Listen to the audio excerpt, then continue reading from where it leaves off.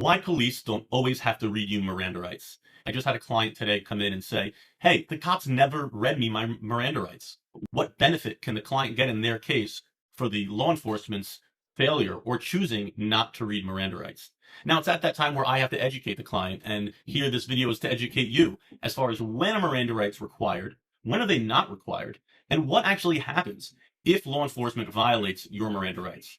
So it's important to understand that Miranda rights and Miranda warnings are only required, they're only triggered once someone is in custody. Let's just say you're pulled over for suspicion of DWI. The cop approaches the side of your car and starts having a conversation with you through your window. You're still in your car, you're not under arrest. Even though you're not necessarily free to leave, you can't just drive off. The rule is, what would somebody in that position who's innocent of any crime think that they were in custody? So, if someone's pulled over for suspicion of DWI, and that person's innocent, meaning that person did not drink anything, they're not going to think that they're going to jail. They're not going to think they're in custody. They're going to presume that the cop is just going to write them a ticket, and they'll be on their way. That example, where someone's pulled over for a traffic violation, the cop approaches their window, and the cop smells alcohol and starts asking them questions. So, you have anything to drink tonight? Where are you coming from? All of these questions are designed to be incriminating. They are designed in order for the officer to gain information as to whether or not the driver has been drinking and to gather evidence regarding an intoxicated driver investigation. However, at that point, the driver is not under arrest. Think about it. If that person's innocent and the officer says, did you have anything to drink tonight?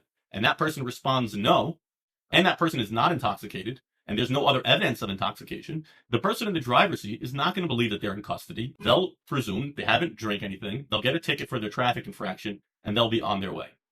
Now, once the person steps out of the car, now they're doing standardized field sobriety tests. Even then, Miranda is not triggered yet because the driver is not in custody. He's still not under arrest. And if he's innocent and passes those standardized field sobriety tests, and he's given a PBT and passes that test, again, he'll be free to leave. He'll be on his way home. So even at that stage, Miranda is not required. It's only once someone is in custody. And the quintessential sign of custody is typically handcuffs.